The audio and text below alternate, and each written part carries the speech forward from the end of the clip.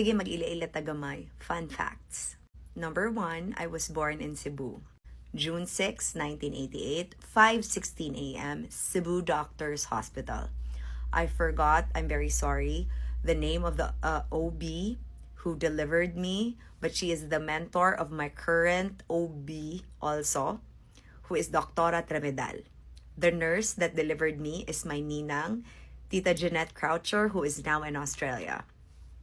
Number 2, the side of my dad is from Cebu, and they still currently live in Guadalupe. I've actually posted our home there when we had a party, and of course during the wake of my lolo who died last year.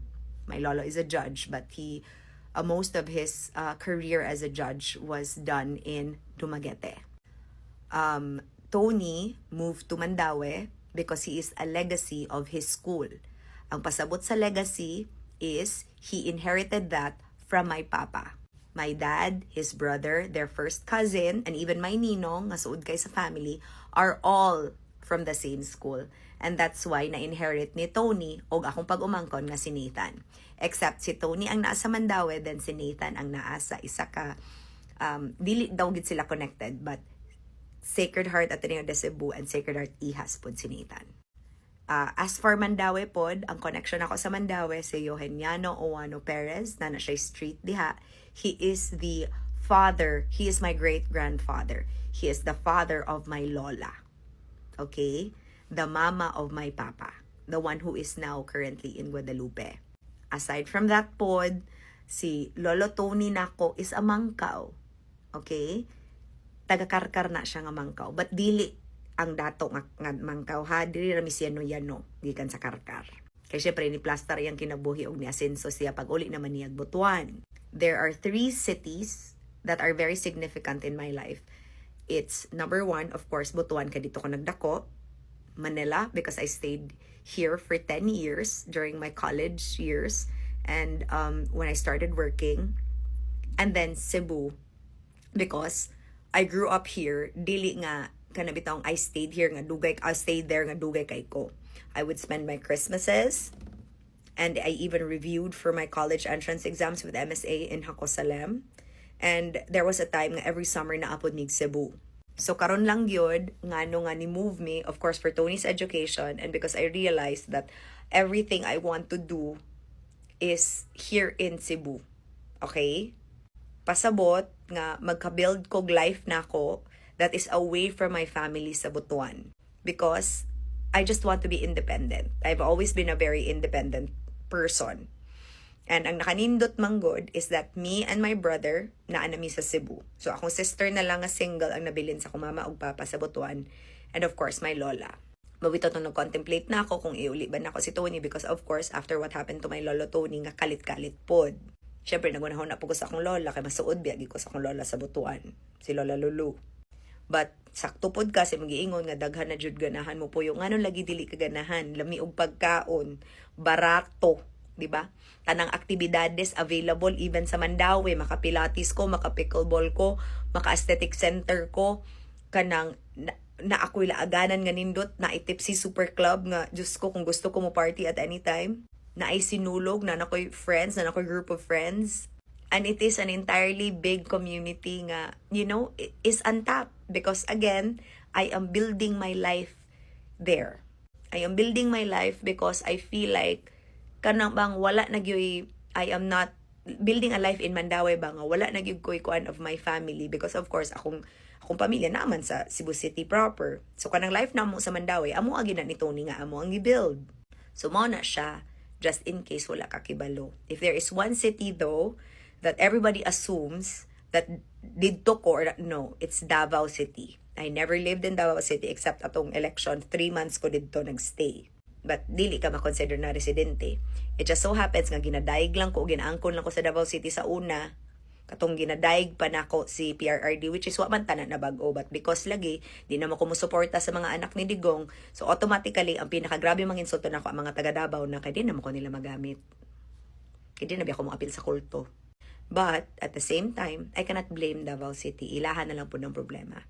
But ako lang po ng klarohon, I never lived there, I'm not from there, and I'm so glad to kana bang makalingkawas ana because again dili maguna sila part sa akong history ug sa akong life. Gusto lang po na nako klarohon kay daghan ka kay assumptions nga taga Davao ko mo bitaw ng kanang ilang ipagawas kung ni traidor ko sa mga Duterte. No. Not choosing them, refusing to support them, dili. Kaya doesn't mean nga taga Davao ka nga puro Duterte ka. Not true. Daghay taga Davao City nga dili na lang makigtigi o makiglalis sa mga taga Davao nga mga kulto kay samukan sila kay samok man gyud. Hello, nagsamok-samok din Cebu ganina no. You get what I mean? So muna siya. Okay? Ako pong ganahan sa Cebu, kalma kay ko. I love it so much. Like, lami ra kaayo. Lami ra gid kay ang life. I can go out, I can be myself. I can go to the grocery in Gaisano. I love it. Like, as in, I can go to the beach anytime I want. I can go to Bantayan, which is like my favorite place. Aden! I mean, next to Siargao. Like, Bantayan. Kung sa Cebu jud, oh my God. Bantayan, oh my God. Diba? Bantayan is life. Bantayan is love. Kasi gamay na lang yun kayo. Kasulungon na kayo kang Cons JP Lau dito. So, muna siya. If I want the beach, which I love. If I want the mountains, which I also love. If I want to just go out, which I also love. Sadly lang, na mali lang dyan kong pili sa Cebuano nga ako napakaslan kay. Didn't work out, so di na lang na to ipugos.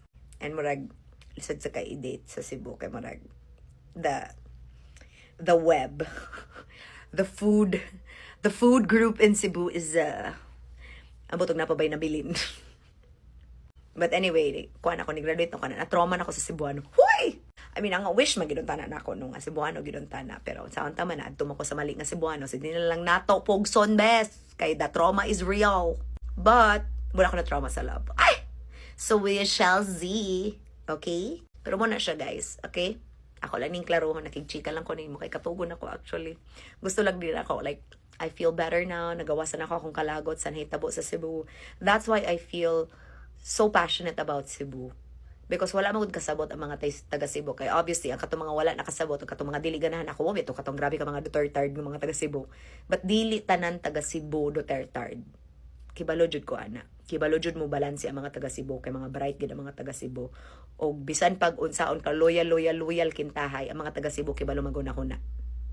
Kay bright ang mga taga Cebu. Malamang I'm one of y'all. Okay? So, malang na siya. Ako gusto masabtan sa tanan. Okay? So, mga maingon ba nga, no. I have affinity. Half of my entire being, the Magno side, is from Cebu.